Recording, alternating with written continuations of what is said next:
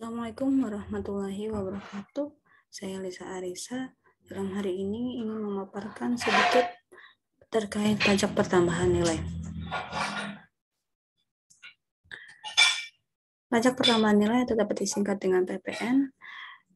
Ketentuannya diatur dalam Undang-Undang PPN Nomor 42 Tahun 2009 beserta aturan turunan-turunannya.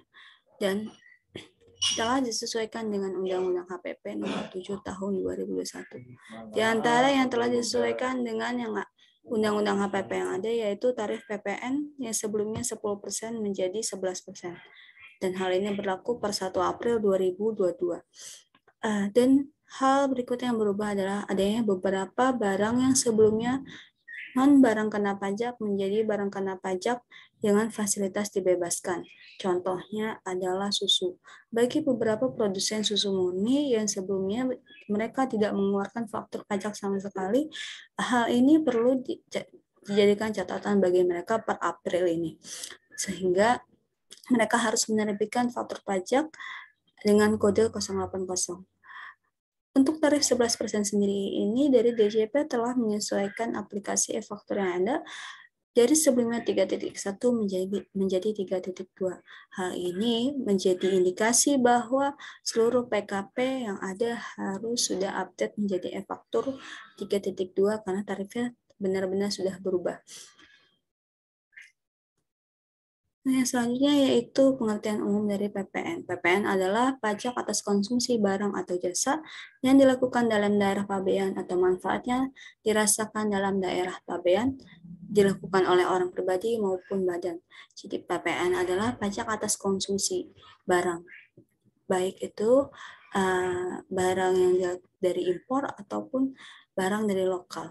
Dan semua transaksi yang dilakukan oleh penjual ketika menjual barangnya dan juga ketika pembeli membeli barangnya dan dilakukan dalam daerah pabean. Selanjutnya yaitu karakteristik PPN sendiri yaitu pajak tidak langsung, pajak objektif, indirect subtraction method, dan non-kumulatif, serta konsumsi dalam negeri, multi-stage, dan consumption type VAT. Kita masuk pada pembahasan selanjutnya yaitu terkait faktur pajak. Faktur pajak merupakan bukti pemungutan PPN. Faktur pajak bagi penjual merupakan bukti pajak keluaran. Bukti dalam hal ini adalah bukti bagi Dirjen Pajak ketika melakukan pemeriksaan, juga bukti adanya penyerahan BKP, dan bukti telah dipungutnya PPN 11% kepada pelanggan mereka atau customer mereka, sehingga faktur pajak tersebut harus diserahkan kepada pembeli. Selanjutnya yaitu faktur pajak masukan. Faktur pajak yang diperuntukkan bagi pembeli.